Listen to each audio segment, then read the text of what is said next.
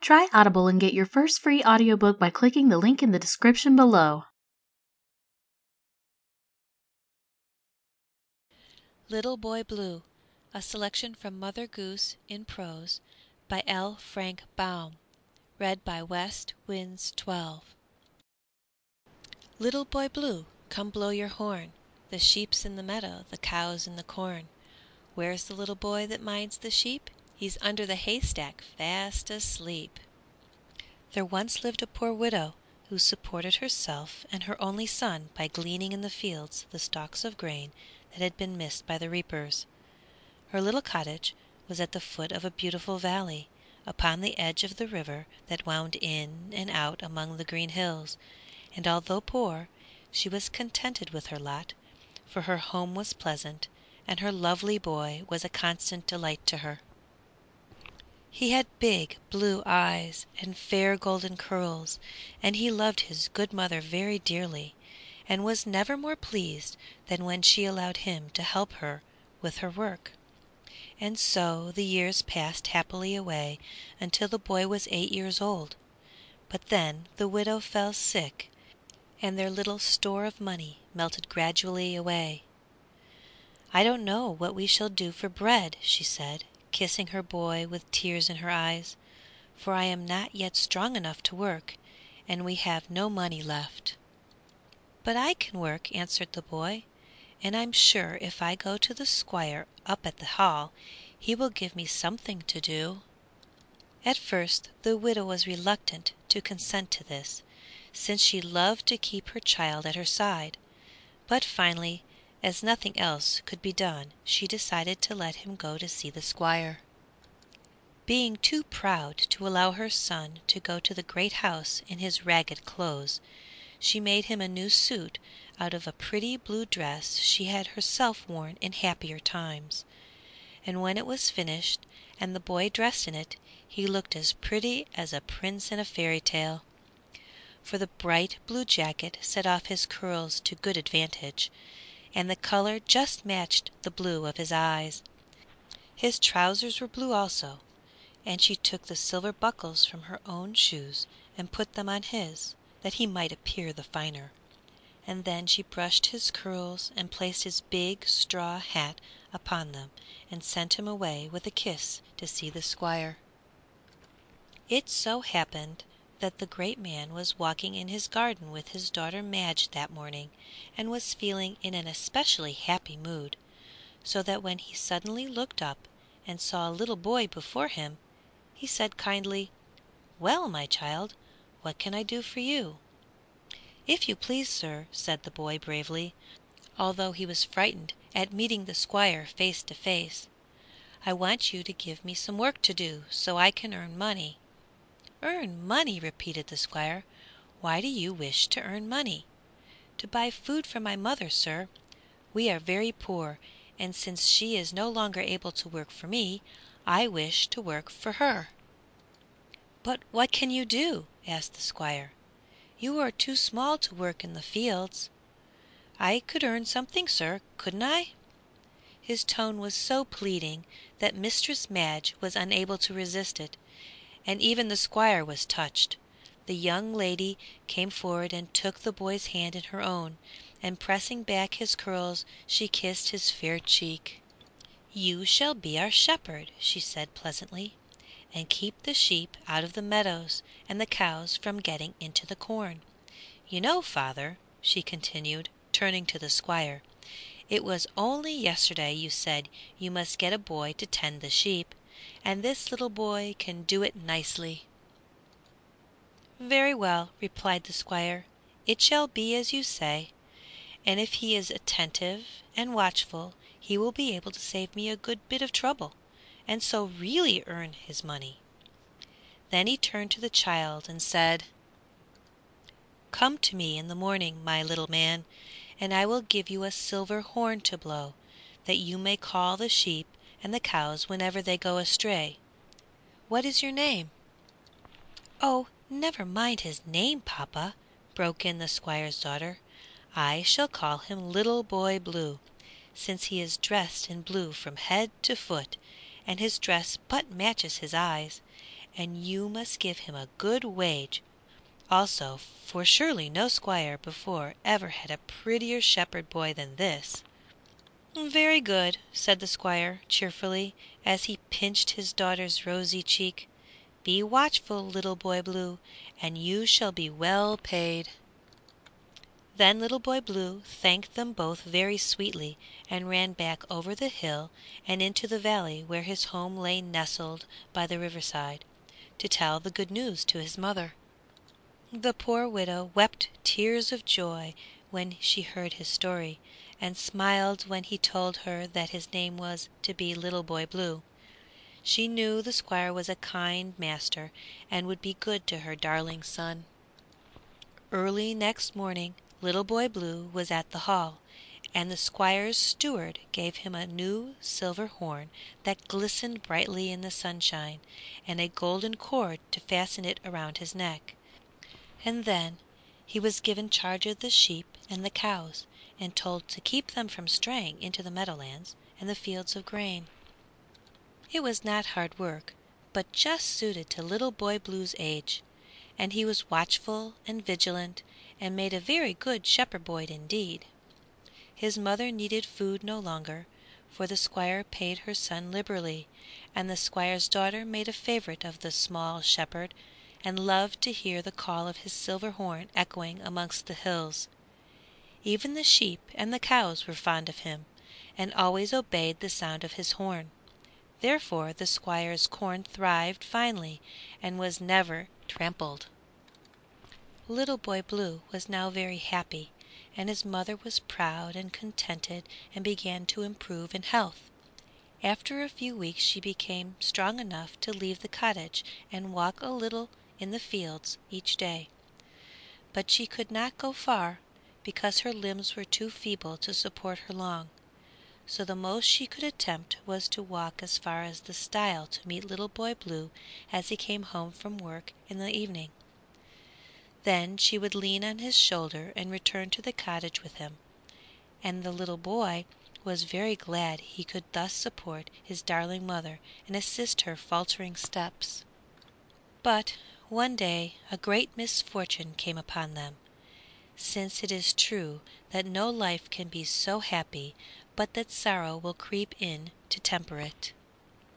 Little Boy Blue came homeward one evening very light of heart, and whistled merrily as he walked, for he thought he should find his mother awaiting him at the stile, and a good supper spread upon the table in the little cottage. But when he came to the stile his mother was not in sight, and in answer to his call a low moan of pain reached his ears.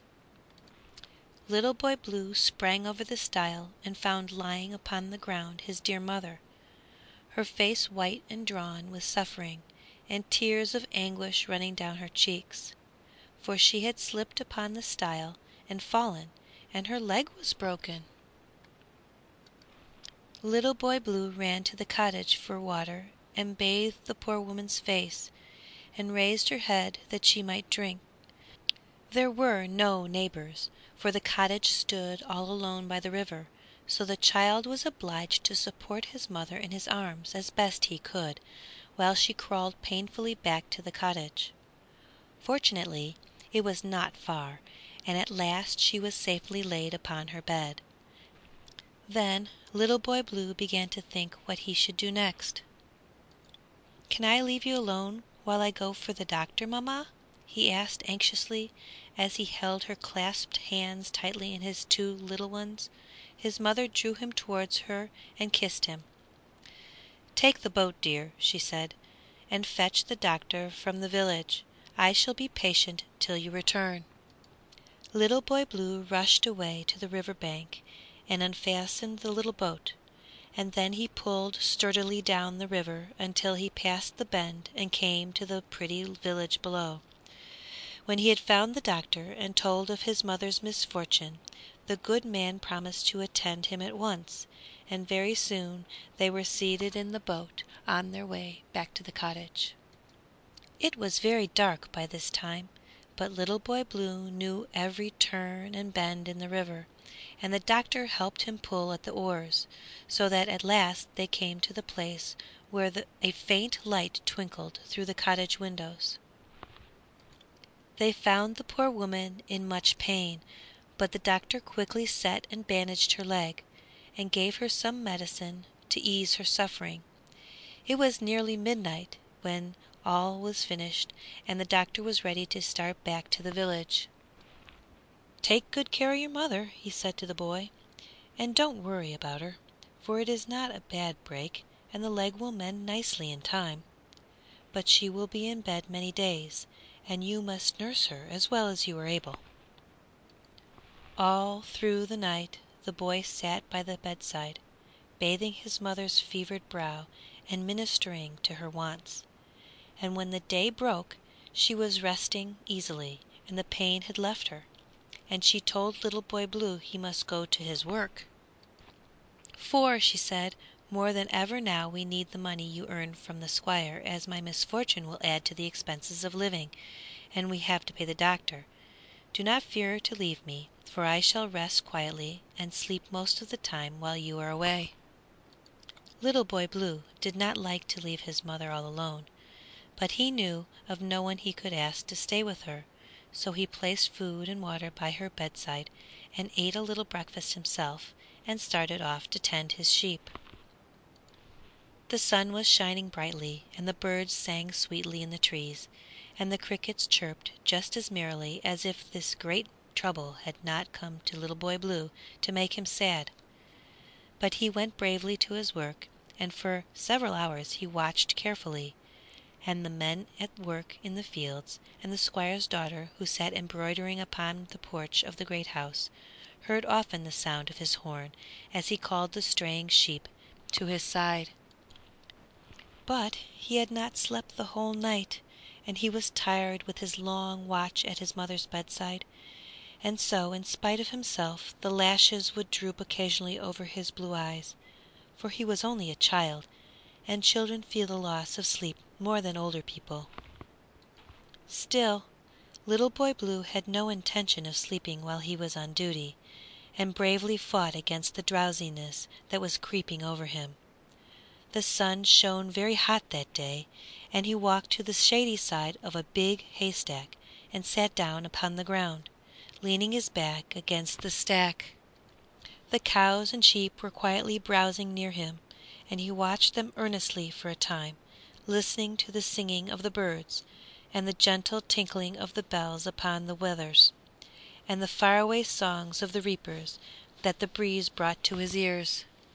And before he knew it, the blue eyes had closed fast, and the golden head lay back upon the hay, and Little Boy Blue was fast asleep, and dreaming that his mother was well again and had come to the stile to meet him.